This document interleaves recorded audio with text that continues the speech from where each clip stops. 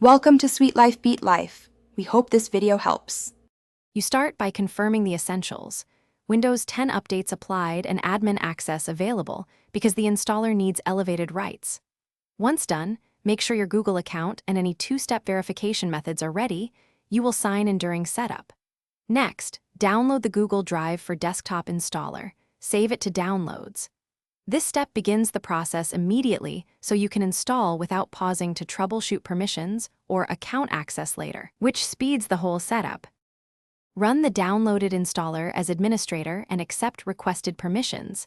That ensures background services install correctly. During setup, choose between stream files, which saves space by streaming from cloud, or mirror files for local copies. Pick what suits your drive size.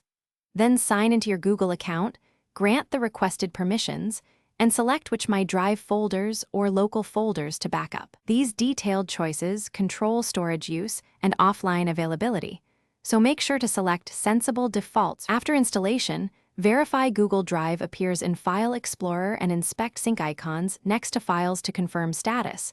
Green check means synced. Once confirmed, open Preferences to tweak bandwidth, proxy settings, and which folders sync, because this prevents unexpected data use. If sync stalls, restart the Drive app first. If that fails, clear the app cache or reinstall. These steps resolve most issues. Finally, sign out and back in only if permissions seem incorrect, and double-check account selection.